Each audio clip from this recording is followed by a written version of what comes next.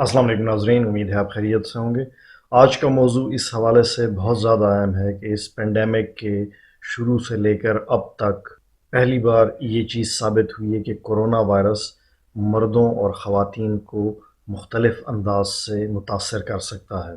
ये एक बहुत ही अहम रिसर्च है जिससे क्लियरली ये साबित होता है कि कोरोना वायरस की वार की सख्ती का तयन हमारी जिन्स भी करती है। जो लोग वीडियो को आखिर तक नहीं देखना चाहते उनके लिए अर्ज़ किए देता हूँ कि हमारे जिस्म में पाया जाने वाला मर्दाना हार्मोन जिसको टेस्टोस्टेरोन कहते हैं, ये डिस्कशन उसी के हवाले से है। और रिसर्च में ये देखा गया कि यही मर्दाना हार्मोन कोरोना वायरस को हमारे जिस्म में एक कारगर वार करने में फैसिलिटेट करता है, उसको सहूलत देता है।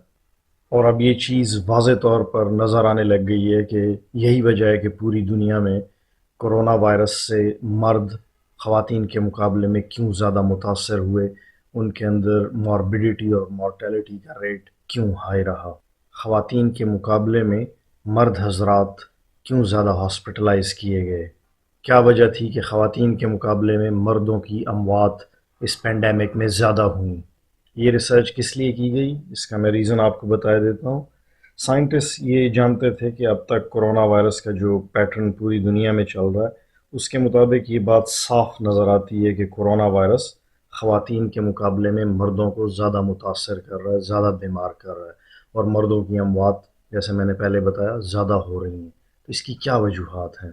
इसके अलावा आपने ये भी नोटिस किया होगा कि बड़ों के मुकाबले में बच्चों में इस बीमारी की अलामात कदरे कम सख्त होती हैं और अमवात की शरह भी बच्चों में काफ़ी कम होती है। तो इसका लिंक भी इस रिसर्च से ढूंढा जा सकता है। तो ये एक बहुत ही शानदार रिसर्च है और इसको बहुत ही ज़्यादा पजीराई मिल रही है। आइए इसको थोड़ा सा फर्दर डिस्कस कर लेते हैं। इस रिसर्च में कुल 268 लोगों को रिक्रूट किया गया, उसमें मर्द भी शामिल थे, कोरोना के मरीज़, और ख़वातीन भी उसमें शामिल थीं। इन 268 में आधे यानी 134 उनको कोरोना की आम ट्रीटमेंट दी गई जो पूरी दुनिया में लोगों को मुयस्सर है। मसलन अगर किसी को बुखार है तो बुखार की दवाई दी गई, किसी को ब्रोंकाइटिस है तो उसकी दवाई दी गई, निमोनिया की दी गई। जबकि बाकी जो 134 अफराद थे उनको कोरोना की यही आम ट्रीटमेंट दी गई, साथ में उनको एक दवाई दी गई जिसको प्रॉक्सलूटामाइड कहते हैं।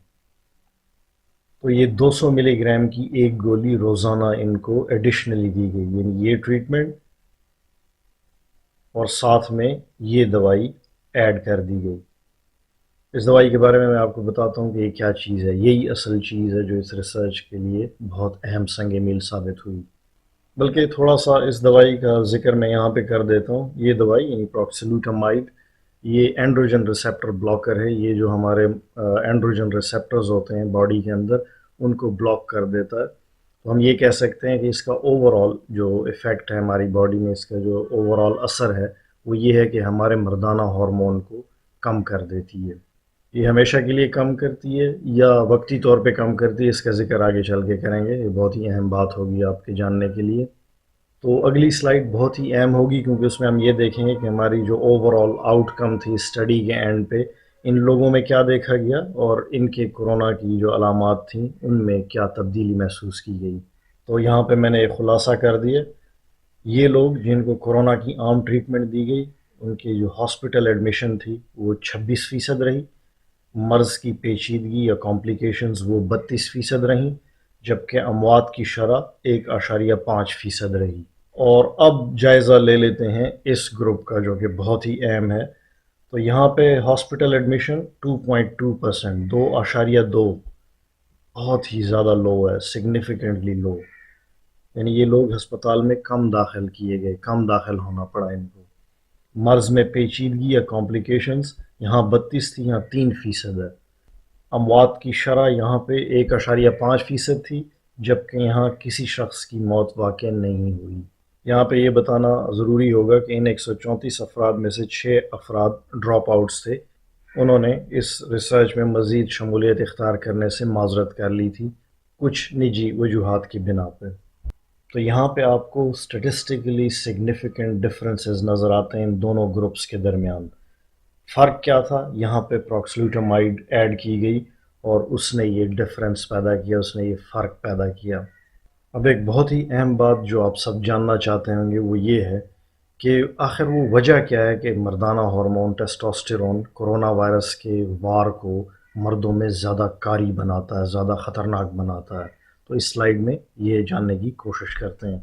یہ انسانی خلیہ ہے تو کافی پریشان نظر آ رہا ہے، کرونا وائرس کا اس پہ حملہ ہوا ہے، اور ظاہر ہے یہ وہ مشہور زمانہ ACE2 ریسیپٹر ہے جو کہ اس کرونا وائرس کو انٹری یا داخلہ فراہم کرتا ہے ہمارے خلیے میں، اور پھر آپ کو پتہ ہے کہ یہی وائرس ہمارے سیلز کے اندر ملٹیپلائی ہوتا ہے، تقسیم در تقسیم ہوتا ہے اور یوں پھیلتا ہے اور نقصان کرتا ہے۔ آپ کو یہاں پہ یہ صاحب بڑے غیر معمولی انداز میں خوشگوار موڈ میں نظر آتے ہیں، اس کی وجہ بھی میں آپ کو بتا دیتا ہوں۔ یہ میں نے TMPRSS2 ریسیپٹر ڈرا کرنے کی کوشش کی ہے، اس کو میں نے اس فارم میں ڈرا کیا ہے۔ یہ بیسیکلی ایک ریسیپٹر ہے، یا اس کو ایک ٹرانس میمبرین انزائم کہہ سکتے ہیں۔ یہ بھی ایک ٹرانس میمبرین انزائم سسٹم ہی ہے بیسیکلی ACE2۔ تو شاید آپ اس انزائم کا نام پہلے نہ جانتے ہوں، آج اس کو بھی ڈسکس کر لیتے ہیں، اور یہ بہت ہی دلچسپ گفتگو ہے۔ اب پہلے اس TMPRSS2 ریسیپٹر انزائم کی ڈسکشن کر لیتے ہیں۔ یہ ریسیپٹر ACE2 ریسیپٹر کو اپنے اوپر آنے کے لیے، یعنی یہ ACE2 یہاں پہ بائنڈ ہوتا ہے، اس سے پہلے یہاں پہ پریزنٹ کیا جاتا ہے، تو یہ ریسیپٹر اس کرونا وائرس کو پہلے پرائم کرتا ہے، اس کو تیار کرتا ہے۔ یعنی یہ ریسیپٹر کرونا وائرس کے وار کو مؤثر اور مزید کارگر بنانے میں اپنا حصہ ڈالتا ہے۔ آپ کے لیے یہ جاننا بھی بہت ضروری ہے کہ کرونا وائرس نے اتنے آسانی سے دنیا کو اپنی لپیٹ میں کیسے لیا، یا یہ ایسا وائرس کیسے بنا کہ جس کی وجہ سے ایک پینڈیمک کریٹ ہو گیا۔ اس کی ایک مین وجہ یہ ہے کہ یہ جو ACE2 ریسیپٹر ہے یہ ہماری باڈی میں بہت سارے ٹیشوز میں پایا جاتا ہے، پوری باڈی ہماری ان ریسیپٹر سے بھری ہوئی ہے، بہت سارے اہم آرگنز کے اوپر یہ ہوتا ہے۔ تو ظاہر ہے جب ایک ریسیپٹر کی ڈسٹریبیوشن باڈی میں زیادہ ہوگی، زیادہ پایا جائے گا، تو اگر اس پہ بائنڈ کرنے والا وائرس باہر سے آئے گا تو اس کی ڈسٹرکشن بھی وائڈ سپریڈ ہوگی، زیادہ وسیع پیمانے پہ ہوگی۔ اس کے مقابلے میں اگر کوئی ایسا وائرس آتا ہے جس کے جسم میں یا خلیوں میں انٹری پوائنٹس ہی کم ہیں، تو ظاہر ہے اس سے نقصان کم ہی ہونا ہے۔ تو امید ہے اب آپ اس چیز کو بھی سمجھ گئے ہوں گے، اور آپ کو یہ بھی پتہ ہے کہ وائرسز ہمارے جسم کو ہائی جیک کرتے ہیں، ہمارے جسم کے خلیوں کو ہائی جیک کرتے ہیں، ان کو اپنا غلام بنا کے، تابع بنا کے، ان سے اپنا کام لیتے ہوئے ہمارے جسم کو نقصان پہنچاتے ہیں۔ تو ہمارے جسم کو استعمال کر کے ہمارے خلاف استعمال کیا جاتا ہے۔ Amazing isn't it؟ تو چلیے اب یہ دیکھتے ہیں کہ یہ مردانہ ہارمون یعنی ٹیسٹوسٹیرون ہمارے جسم میں کرونا کو کیسے فیسیلیٹیٹ کرتا ہے، کیسے یہ نقصان کا باعث بنتا ہے۔ تو میں نے پہلے بھی اشارتاً آپ کو بتایا تھا کہ یہ مردانہ ہارمون ان ACE2 ریسیپٹرز کو یا TMPRSS2 ریسیپٹرز کو بڑھاتا ہے، یہ ان کی پرورش کرتا ہے، ان کی جو پروڈکشن ہے، مینوفیکچر ہے ہماری باڈی میں، اس کا ٹریگر یہی ٹیسٹوسٹیرون ہارمون ہے۔ اور آپ کو پتہ ہے کہ ٹیسٹوسٹیرون ہارمون مردوں میں زیادہ ہوتا ہے، خواتین میں کم ہوتا ہے، بچوں میں کم ہوتا ہے۔ جی ہاں، آپ حیران ہو گئے ہوں گے، خواتین کے اندر بھی یہ مردانہ ہارمون ٹیسٹوسٹیرون ایک خاص مقدار میں پایا جاتا ہے، اگرچہ مردوں کے مقابلے میں بہت کم ہوتا ہے۔ تو جی ہاں، اگر اس مردانہ ہارمون کی کمی کسی خاتون میں ہو جائے، جو کہ عموماً 40، 45 یا 50 سال کے بعد ہوتی ہے، جس کو ہم مینوپاز کہتے ہیں، تو بہت سارے جو سیکشول ہارمونز ہیں وہ کم ہو جاتے ہیں، تو ان میں ٹیسٹوسٹیرون بھی شامل ہے، وہ بھی کم ہو جاتا ہے۔ تو خواتین میں ماہواری کا عمل سٹاپ ہو جاتا ہے، ان کے جسم میں کچھ منفی علامات آنا شروع ہو جاتی ہیں، مثلاً ان کا وزن بڑھنے لگتا ہے، جنسی خواہش کی کمی ہو جاتی ہے، موڈ عموماً ان کا خراب رہتا ہے، اور اس کے علاوہ سب سے جو اہم سمٹم یا علامت ان کے اندر آتی ہے وہ یہ ہوتی ہے کہ ان کی ہڈیاں اور پٹھیں کمزور ہو جاتے ہیں۔ تو یہ اس کی مین علامات ہیں۔ ایسی خواتین کو جب ٹیسٹوسٹیرون ریپلیسمنٹ تھیراپی ریسرچ میں دیکھا گیا، سجیسٹ کی گئی، انہوں نے ٹیسٹوسٹیرون ہارمون لیا ایک کنٹرول مقدار میں، تو ان کی جو مینوپاز کی نیگیٹو سمٹمز تھیں وہ بھی ریورس ہونے لگیں۔ تو یہ ایک ایڈیشنل بات میرے ذہن میں آئی، میں نے سوچا آپ کو بتا دوں۔ عورتوں میں یہ مردانہ ہارمون اووریز اور ایڈرینلز سے نکلتا ہے، اور جو سائنس کو سمجھتے ہیں وہ چیز جانتے ہیں۔ تو چونکہ مردوں میں یہ ہارمون زیادہ پایا جاتا ہے، تو اس نے کیا کیا، اس ریسیپٹر کو زیادہ بنایا جو کہ اس کرونا وائرس کو تیار کرتا ہے، تاکہ وہ اس ACE2 ریسیپٹر سے ہوتے ہوئے، اس راستے سے ہوتے ہوئے ہمارے جسم میں بآسانی گزر سکے، داخل ہو سکے۔ اور جس ڈرگ ٹاکسلوٹامائڈ کا میں نے ذکر کیا تھا وہ بیسیکلی اس ٹیسٹوسٹیرون کو کم کرتی ہے، اینڈروجن ریسپٹر بلاکر ہیں. تو جب یہ ہارمون کم ہو جائے گا تو یہ T M P R S S two اور ایس ٹو جو انزائمز ہیں یہ کم بنیں گے. جب یہ کم بنیں گے تو کرونا وائرس کو ہمارے جسم میں داخلے میں رکاوٹ پیش آئے گی، کیونکہ اب وہ دروازے، وہ گیٹس زیادہ تعداد میں اویلیبل نہیں ہوں گے.